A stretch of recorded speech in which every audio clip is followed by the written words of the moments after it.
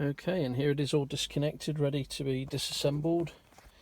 And yep, you'll notice here I actually run this off DC now instead of the AC internal supply. I found it's quieter, and the internal one probably needs an overhaul due to the age of the capacitors, so just DC for now. And as you can see here, we've got the data in and out. What's that say? PTT there, speaker, Morse key, and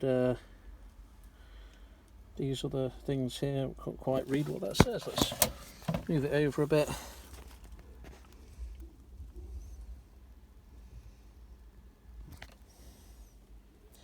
There's a couple of connectors there. One will be data, I guess, and the other one, not quite sure. The cat control, is it?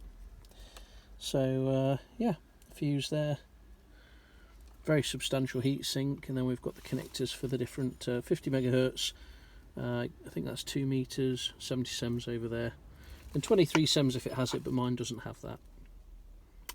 Okay, there we go. This is the Yaesu FT7, which is the right of the radio. The lower cover is actually held on by the 2 screws that hold the handle on. So it's the handle that has to be removed. The top cover has 2 screws there. And also I've noticed that the front screws on top are actually smaller screws than the rest of the screws holding the covers on. So these are typically what they are all the way round on all the sides. But just on the very top, on these 2 screws, because I guess they're recessed, they are actually smaller screws, so bear that in mind. And the handle screws are very different indeed, so they're easy to see that they're different.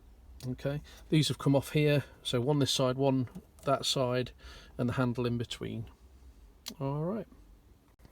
Okay, I've started disassembling the unit, and you'll notice for the top cover here, there's 2 screws, one here and one here, and similarly the other side, and then there's 4, one here, one there, one there, and one there, holding the top cover on. So pretty quick work getting it all removed. Very well built though, very well built. This is the radio with the top off. So I've actually removed the top cover, which is just here, that has the speaker in. And you'll see here there's actually on the bottom part 1, 2, and on the other side similarly 3, 4 screws on the sides holding on the bottom cover. And it's actually in pretty good shape. Nothing horrific there, and not too dusty either. Little bits of sort of light rust here, I guess from where the metal's getting on a bit, but overall in good condition. Quite pleased with that. On the bottom here there's 4 screws holding it on, just here and both here. These bottom 2 are right at the very edge, so it's easy to know which way around it goes. So 1, 2, and then 2 at the top, 3, 4, and that's the bottom of the unit there. Actually, just before I put it back together again, this is the bottom of the unit. So we've got the power supply on the left there, and we've got the first optional unit, which is the 50 megahertz, and then also you can have a 23 megahertz, and I believe in other countries there's 220 as well megahertz, which we don't have here in the UK. So this is what it looks like underneath, and this is the first option I've fitted to this unit, but I hope to fit a tone board if one ever comes available as well, so I can use it on repeaters. So yeah, nice, neat, and look how thick the heatsink is on this thing. It's amazing, really well built. Been very pleased with it. Little speaker on the top there, but again, excellent condition considering, crikey, it must be 30 years old or so. Okay, so here's the 736 disassembled. This is the top of the rig with the top cover off. As you can see, there's several boards in there.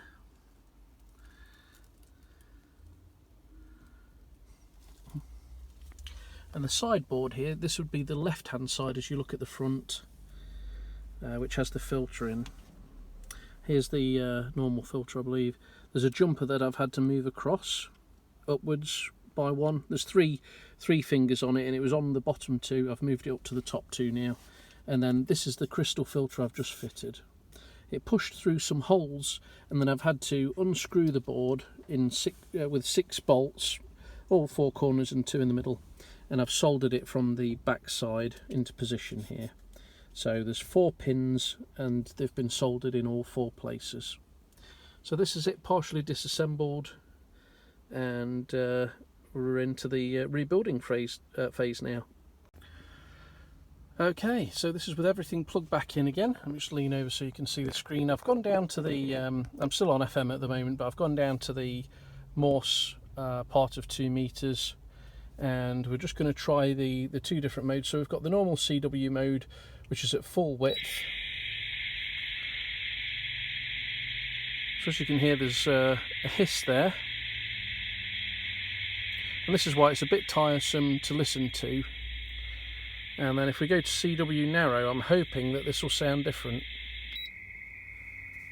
Yes, that does sound like a tighter filter. That's great.